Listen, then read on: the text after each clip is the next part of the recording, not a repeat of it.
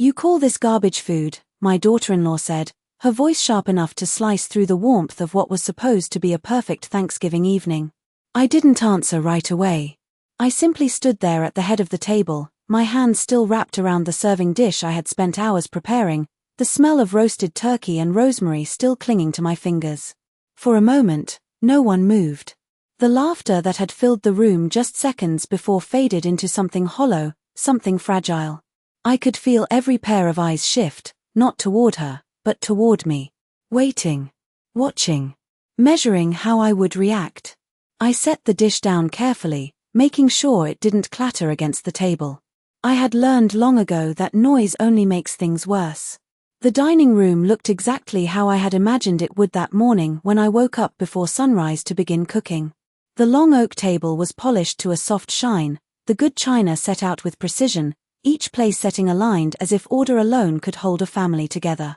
Candles flickered gently in the center, casting a warm glow that softened the edges of everything except the tension now sitting heavily in the air.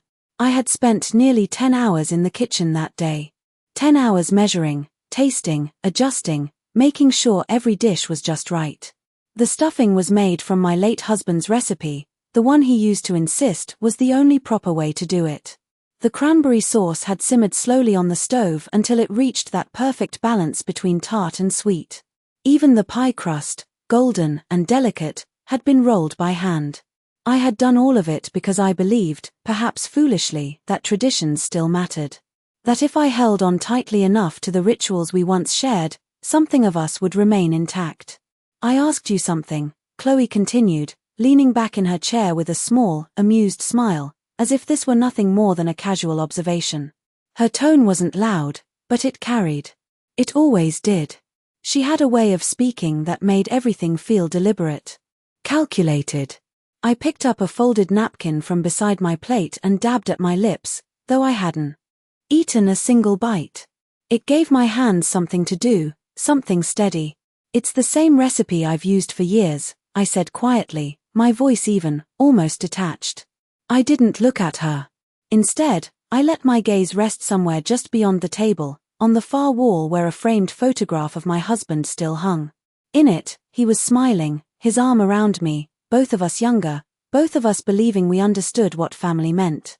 "Well, maybe that's the problem," Chloe replied with a soft laugh, glancing briefly at my son as if inviting him to join in. Daniel didn't laugh. He didn't say anything at all. He just stared down at his plate, pushing a piece of turkey around with his fork as though it required his full attention. That silence said more than any words could have. It settled over me like a weight I couldn't shake. Around the table, the others shifted uncomfortably. My granddaughter lowered her eyes. My nephew reached for his glass of water and took a long sip, avoiding eye contact. No one spoke. No one defended me. The room, filled with people I had once believed were my family, suddenly felt impossibly large, as though I were standing alone in the center of it. I took a slow breath, the kind you take when you realize something important has just changed and there's no going back. I reached for the serving spoon again, not because anyone had asked, but because it was the only movement that made sense. "If you don't like it, you don't have to eat it," I said, still calm, still measured. My voice didn't rise. It never did. Chloe tilted her head slightly, studying me with an expression that hovered somewhere between curiosity and mild annoyance, as if she had expected something different. Something louder. Something easier to dismiss. "I just think," she said, pausing as though choosing her words carefully, "that if you're going to host, it should at least be edible." A few quiet breaths passed between us. I nodded once, more to myself than to her. Then I stepped back from the table, smoothing my hands over the front of my dress, feeling the faint tremor in my fingers that I refused to let anyone see. I had spent years keeping peace in this family. Years.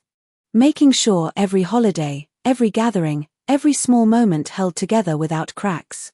But standing there, looking at the faces around me, faces that no longer looked back with warmth, I understood something with a clarity that surprised even me. This wasn't about the food. It never had been. And for the first time in a very long time, I realized I wasn't sure what, if anything, was left worth holding together. I did not go back to the table right away. Instead, I stood there for a few seconds longer than necessary, my hands resting lightly against the edge of the sideboard as if I had forgotten what I was supposed to do next. The room behind me remained quiet, but not the kind of quiet that brings peace. It was the kind that presses in from all sides, filling every empty space with something unspoken. I could hear the faint clink of a fork against porcelain, someone shifting in their chair, the low hum of the heating system working harder against the late November chill outside. Life continuing, as if nothing had happened. As if I had not just been reduced to something disposable in my own home. I turned slowly and walked toward the kitchen, each step measured, steady, practiced. The smell of food was stronger there, heavier, almost overwhelming now that I was alone. Steam still rose from the pots on the stove, curling upward in thin, ghost-like trails. Everything looked exactly as it had just minutes before, untouched, waiting. I reached for the sink and turned on the faucet, letting the water run longer than necessary. The sound filled the room, giving me a moment to gather myself without anyone watching. My reflection caught faintly in the window above the sink, distorted by the darkness outside. For a brief moment, I did not recognize the woman staring back at me. She looked smaller somehow. Quieter. Like someone who had already begun to disappear. I dried my hands carefully, folding the towel with more attention than it deserved. It was a small thing, but small things mattered when everything else felt like it was slipping out of place. From the dining room, I could hear Chloe speaking again, her voice lighter now, almost playful. She had moved on. Quickly. She always did. There was a confidence in that, a certainty that nothing she said would ever come back to her. Daniel's voice followed, low and indistinct. I could not make out the words, but I did not need to. I already knew what I would not hear. He would not be correcting her. He would not be defending me. That silence had become familiar over the years, subtle at first, almost easy to excuse. A missed comment here, a redirected conversation there. Small moments that did not seem important on their own. Until they started to form a pattern. I leaned against the counter and closed my eyes for just a second, letting the memories come without trying to stop them. The first time Chloe had commented on my cooking, it had been framed as a joke. Something about too much salt, followed by a quick smile, a laugh that invited everyone else to join in. I had laughed too, because that was what you did. You kept things light.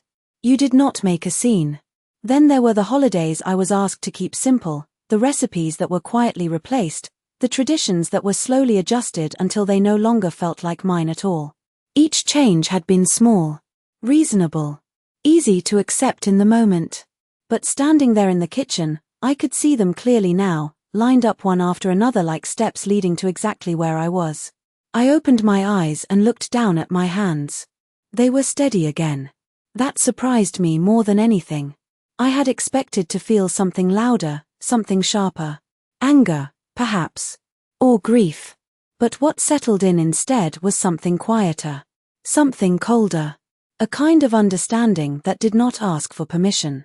I reached for a plate and began transferring the food from the serving dishes, not because anyone had asked, but because it was what I had always done. I moved with the same care, the same attention to detail, placing everything just so.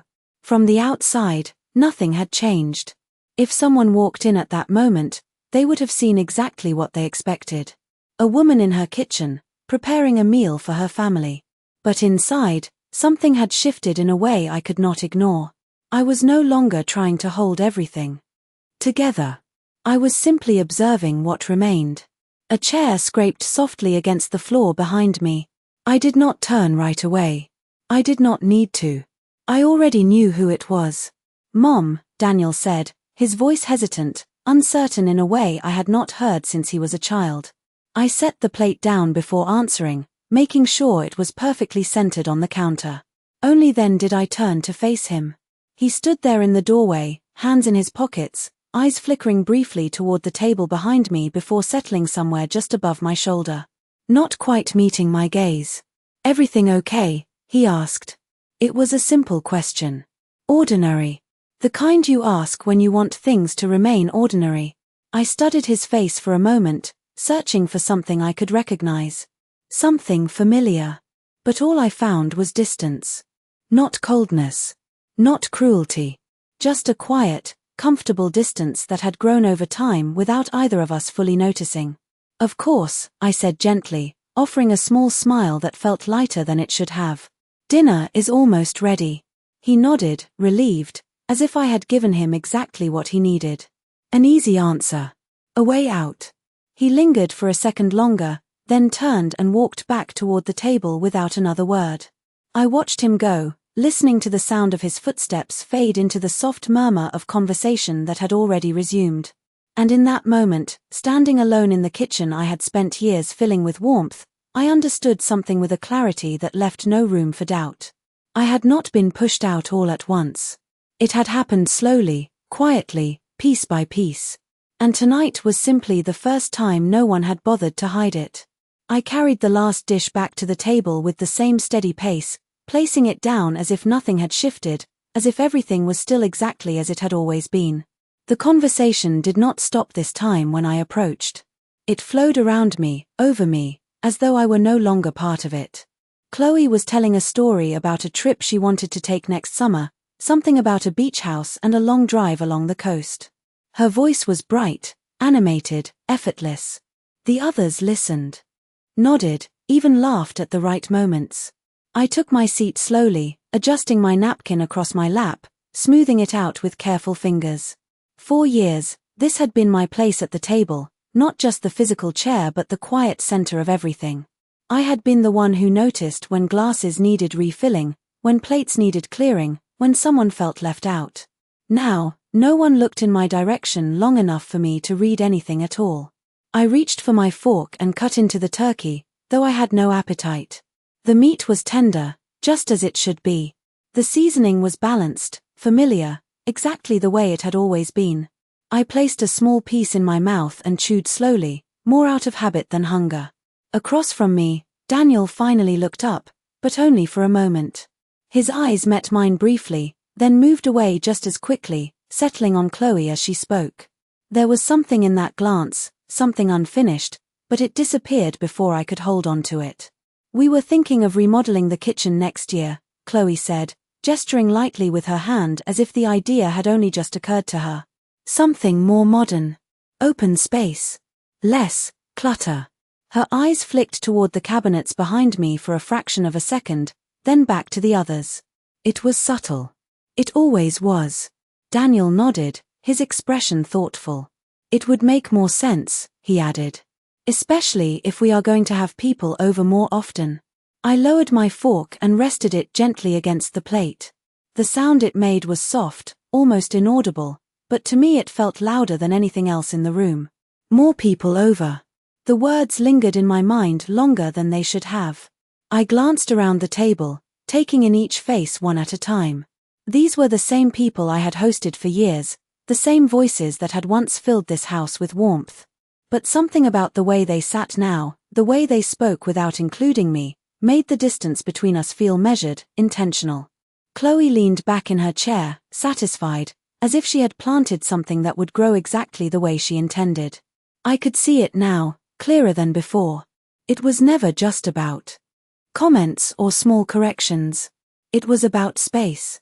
About slowly shifting where I stood until there was no room left for me at all. I reached for my glass of water and took a small sip, letting the coolness settle in my throat. It grounded me in a way I needed. Around me, the conversation continued, moving from vacations to work, from plans to possibilities. Not once did anyone ask me a question. Not once did anyone pause to see if I had something to add. I realized then that I had stopped expecting it. That the absence of those moments no longer surprised me. It simply confirmed what had already been taking shape. The meal went on like that, each minute stretching just enough for me to notice how carefully everything avoided me. When plates were passed, they skipped over my hands unless I reached out first. When someone laughed, the sound never quite reached me. It was as though I had become part of the background, something familiar enough to be ignored. Eventually, the food was gone. The plates were nearly empty, the candles burned lower, their light dimming at the edges. One by one, chairs began to shift back from the table. People stood, stretched, moved into the living room with casual ease. The evening, for them, was continuing exactly as planned. I remained seated for a moment longer, looking down at my plate. There was still a small portion of food left, untouched. I set my fork down and folded my napkin neatly beside it. Then I stood, smoothing my dress once more, the same quiet gesture I had made earlier. No one stopped me. No one asked where I was going. I gathered the plates slowly, stacking them with practiced care, carrying them back into the kitchen where the air had already begun to cool. The sink filled again with the sound of running water, steady and constant. I placed each dish into it one by one, watching as the remnants of the meal dissolved, disappearing into something unrecognizable. Behind me, the voices from the living room rose and fell, distant, detached. I did not turn toward them. I did not need to. Because standing there, my hands submerged in warm water, I understood something with a certainty that settled deep and did not move. This house, this table, this life I had built so carefully over the years, no longer belonged to me in the way I had believed. And the most unsettling part was not how quickly it had changed, but how long it had been happening without me allowing myself to see it. I did not rush to finish the dishes.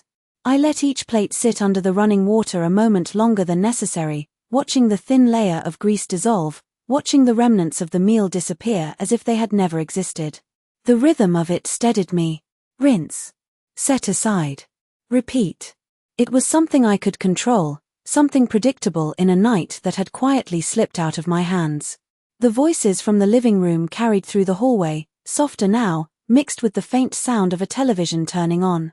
Laughter followed, light and easy, as if nothing had fractured at the table just minutes before. I turned off the faucet and reached for a clean towel, drying my hands slowly, pressing the fabric against my palms as if I could anchor myself there.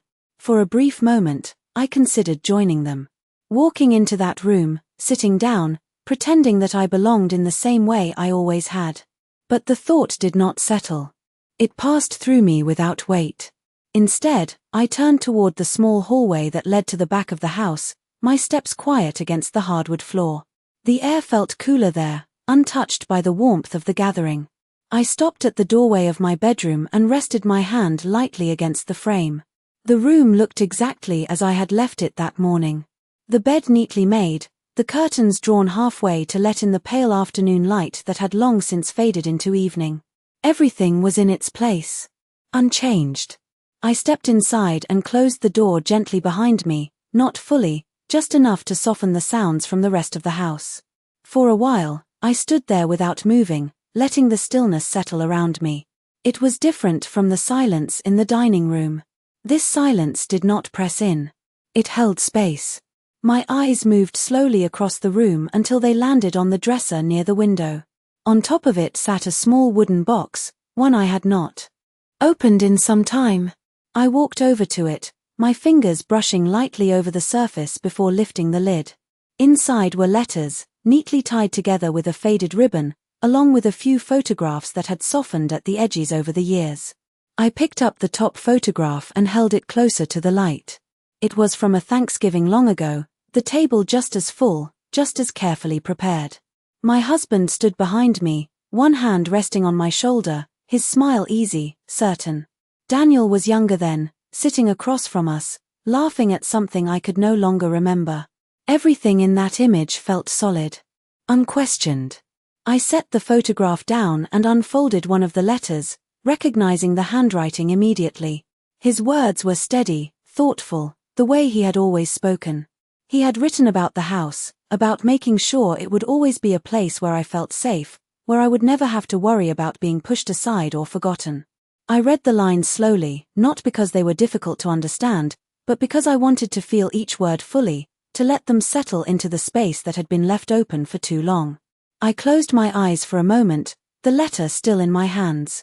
There had been a time when I believed those promises could not be undone.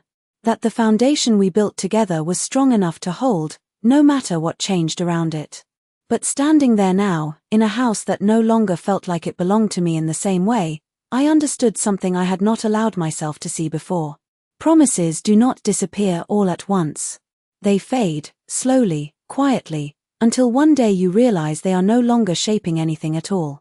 I folded the letter carefully and placed it back in the box, setting the lid down with a soft click. My reflection caught in the mirror across the room, clearer now than it had been in the kitchen.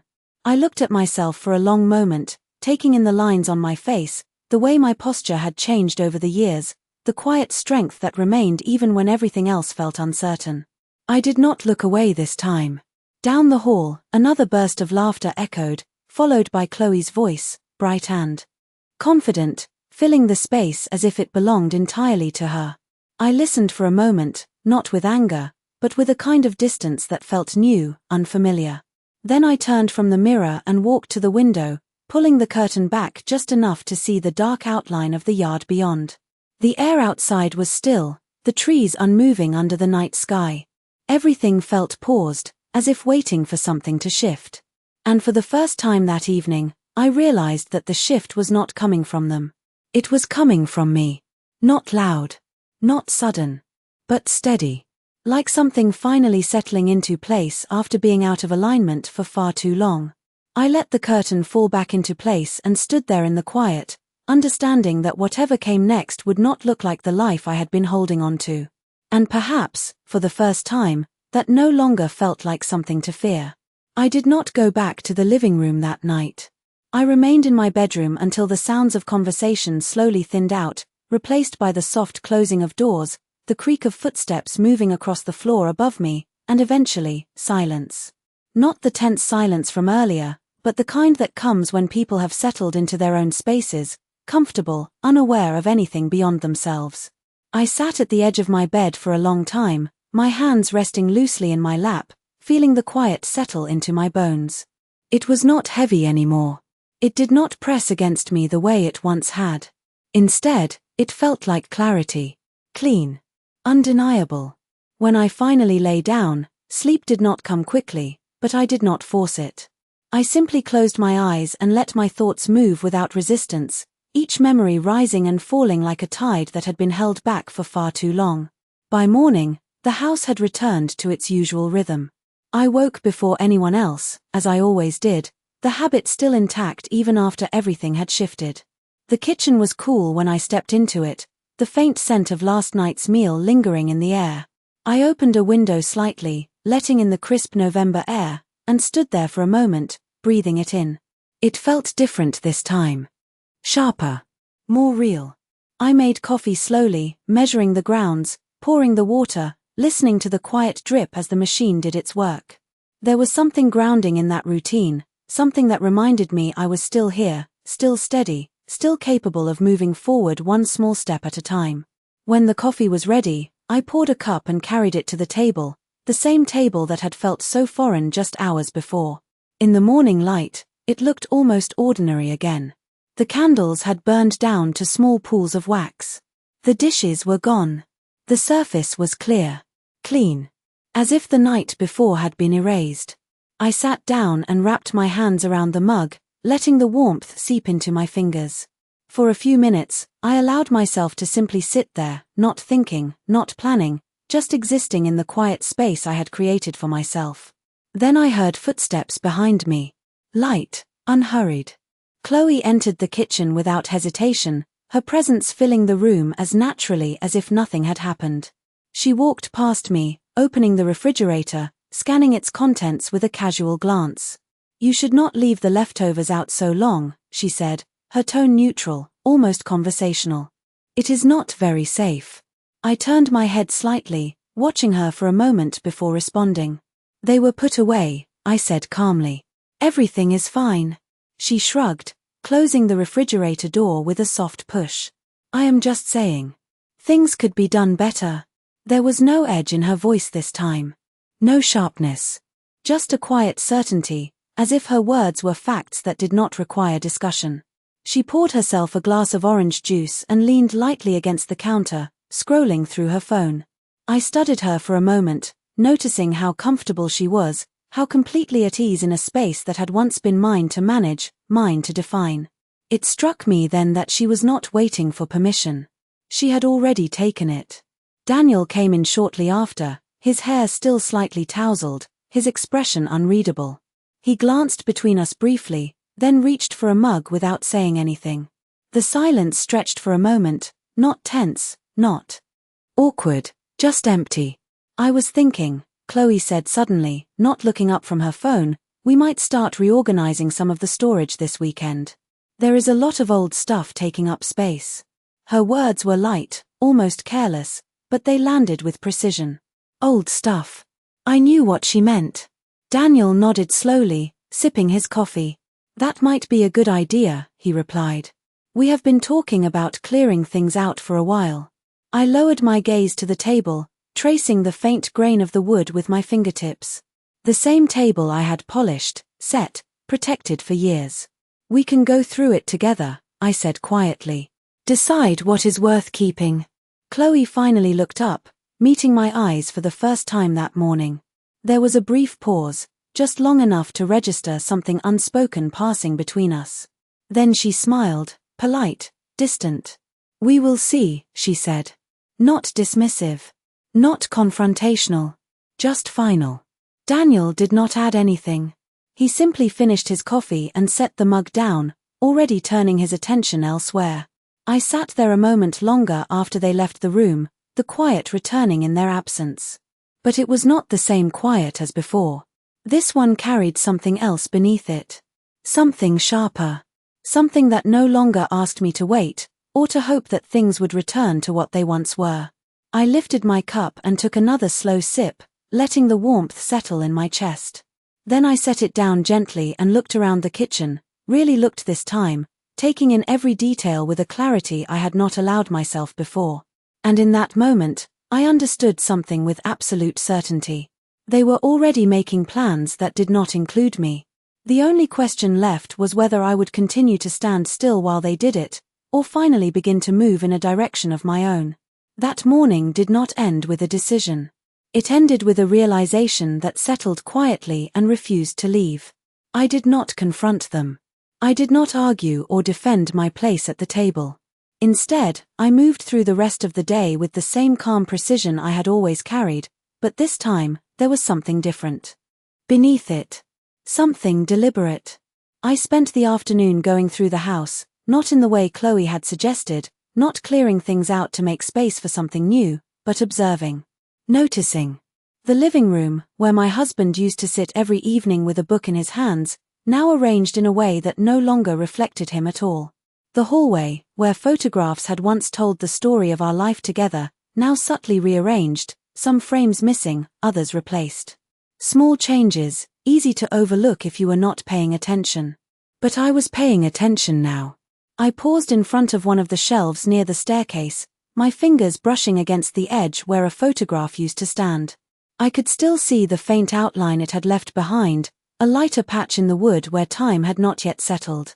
I did not ask where it had gone. I already knew the answer would be simple. It did not fit anymore. I continued walking, each step steady, each movement measured, until I reached the study at the back of the house. It was a room that had once belonged to my husband, filled with papers, books, and quiet thought. After he passed, I had kept it exactly as it was for as long as I could. But now, even here, I could see the shift. The desk had been cleared more than I remembered. A few drawers slightly open, as if someone had been through them recently and had not felt the need to put everything back the way it was.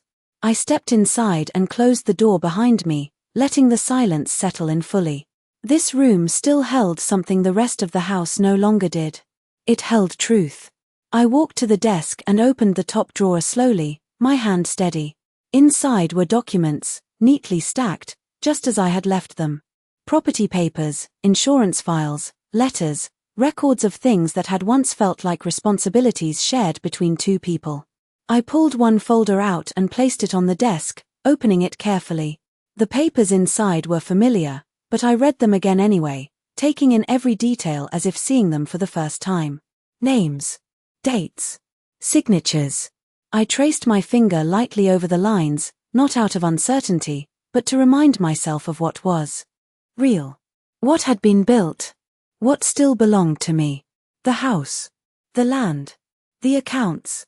None of it had changed. Not on paper. Not yet. A faint sound from the hallway made me pause. Footsteps, slow, then stopping just outside the door. I did not move. I did not close the folder. After a moment, the footsteps continued, fading away. I exhaled quietly, not because I had been afraid, but because I understood something important in that brief interruption. They were already moving through this house as if it were theirs to reshape. And I had allowed it, piece by piece, without ever questioning where it was leading. I closed the folder and placed it back into the drawer, aligning it exactly where it had been. Then I stood there for a moment, my hand resting lightly on the surface of the desk. There was no rush in me. No panic. Only clarity. I turned and walked to the small cabinet in the corner, opening it to reveal a locked box I had not touched in years. The key was exactly where I had left it, tucked behind a row of old books. I took it out, turning it between my fingers before sliding it into the lock. The click was soft, almost unnoticeable, but it echoed in the quiet room with more weight than it should have. Inside the box were copies of documents, older records, things my husband had insisted we keep separate, safe. I lifted them out one by one, scanning them with a careful eye, confirming what I already knew but needed to feel again. Nothing had been taken. Nothing had been altered. Not yet. I closed the box and locked it again, placing the key back exactly where it belonged. When I stepped out of the study, the house felt different. Not because anything had changed in that moment, but because I had. The uncertainty that had lingered in me the night before was gone, replaced by something far more stable. I walked back toward the kitchen, my steps quiet but certain, my mind already moving ahead, not in fear of what might happen next, but in preparation. Because for the first time, I was no longer reacting to what they were doing. I was beginning to understand what I needed to do instead. The rest of the week unfolded with a quiet precision. That would have looked ordinary to anyone else. I followed my routines exactly as before, waking early, preparing meals, keeping the house in order. From the outside, nothing had changed. I spoke when spoken to, I listened when necessary, and I did not interrupt the flow of their plans. But beneath that calm surface, every detail was being observed, noted, understood. Saturday morning arrived with a kind of casual energy that did not belong to me. I could hear it in the way Chloe moved through the house, opening drawers, shifting boxes, making small comments to Daniel about what should stay and what should go. Her voice carried a sense of ownership that no longer surprised me. I stood in the kitchen, rinsing a cup, listening without reacting. "We should start with the storage closet," she said from down the hall. "There is a lot in there that has not been touched in years." Daniel agreed easily, his tone light, cooperative. "Yeah, it is probably time." I dried the cup and placed it back on the shelf, aligning it carefully with the others. Then I walked toward the hallway, not hurried, not hesitant.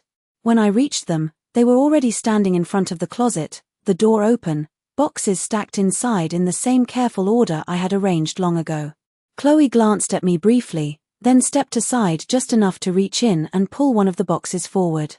"We are just going to go through a few things," she said, her voice neutral, as if offering information rather than asking permission. I nodded once. "Of course," I replied. "Let me know if you need anything." I did not move to stop her. I did not question her choices. Instead, I stepped back, giving her the space she had already taken. Inside the box, old photographs, letters, small keepsakes that had once held meaning were lifted out one by one. Chloe looked at them quickly, without pause, placing some into a pile on the floor, others back into the box with a kind of casual indifference. "We do not need most of this," she said after a moment. "It is just taking up space."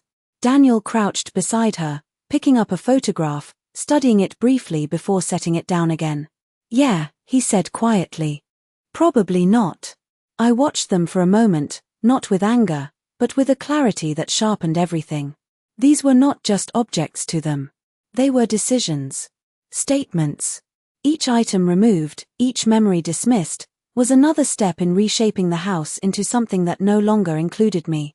I turned away before they could notice the way my gaze lingered and walked back toward the kitchen, my step steady.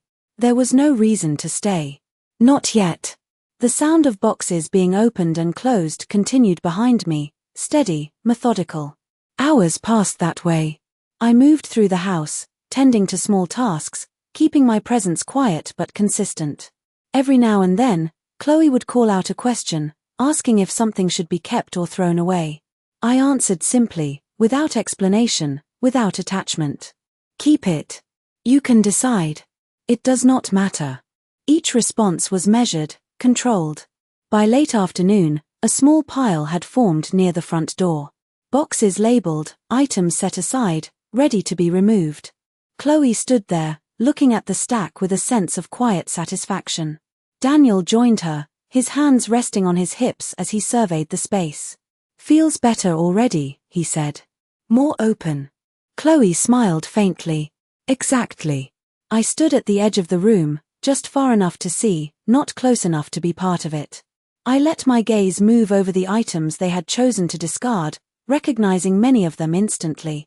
A framed photo from years ago. A set of dishes I had not used in a while. Small things, perhaps, but each one tied to something they no longer saw as important. I did not step forward. I did not reach for any of it. Instead, I turned and walked to the window, looking out at the quiet street beyond. The sky was beginning to fade into evening, the light softening, stretching across the yards in long shadows. It was calm. Unchanged. Behind me, Chloe's voice rose again, lighter now, almost pleased. We should keep going tomorrow, she said. There is still a lot to sort through. Daniel agreed without hesitation. Yeah, we can finish the rest this weekend. I listened to their plans, their easy certainty, and felt something settle into place. Inside me with a quiet finality. They believed they were in control. That this process would continue exactly as they intended. That I would remain where I had been, watching, adjusting, allowing. I let my hand rest lightly against the window frame, feeling the cool surface beneath my fingers. Then I turned back toward the room, my expression calm, my posture unchanged. Dinner will be ready soon, I said, my voice even, steady. Chloe nodded absently, already turning her attention back to the boxes. Daniel glanced at me briefly, then followed her lead. And as I walked back toward the kitchen, I understood with complete certainty that they had already stepped into something they did not fully see. Because while they were clearing space, making room for what they thought was their future, they had overlooked one simple fact. Nothing in this house had changed on paper. And I was no longer going to let it change without me.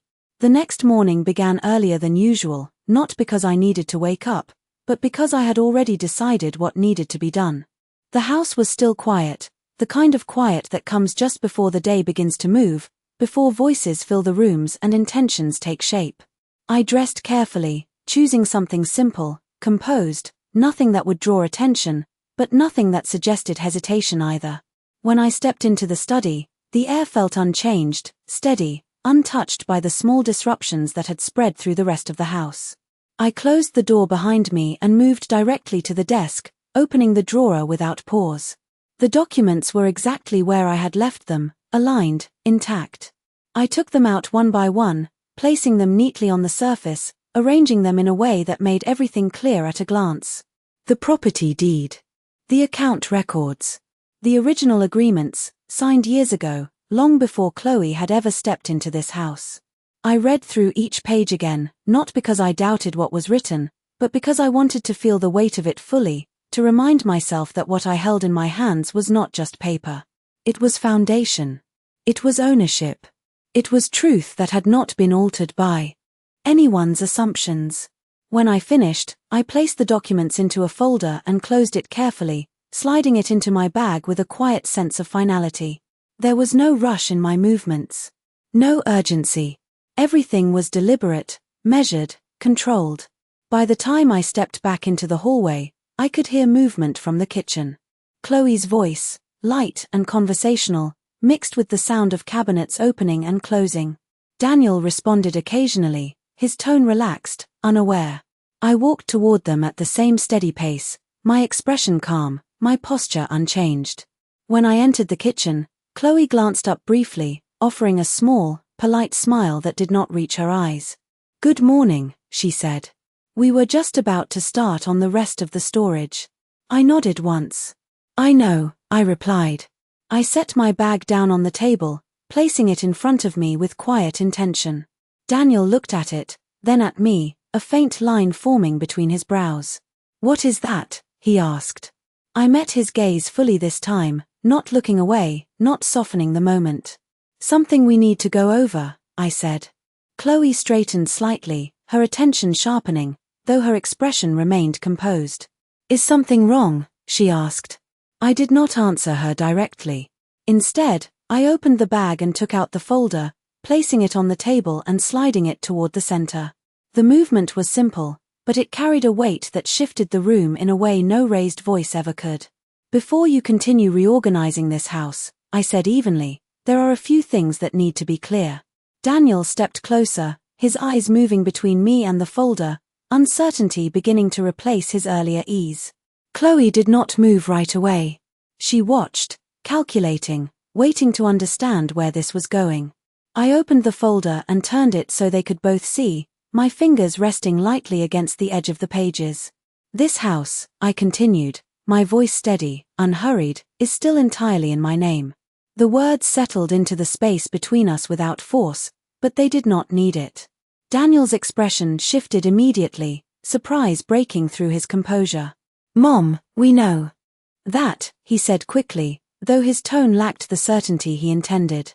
Chloe's eyes moved over the documents, scanning, absorbing, her silence more telling than any response. "Do you?" I asked softly, not as a challenge, but as a simple question. I turned another page, letting the details speak for themselves. Dates. Signatures. Clear, unambiguous. "Because the way things have been moving," I continued, "it does not feel like you do."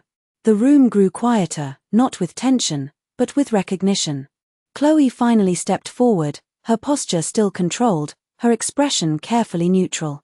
"We were just trying to make things more efficient," she said. "There is nothing wrong with that." I nodded slightly. "Efficiency is not the issue," I replied. "Assumption is."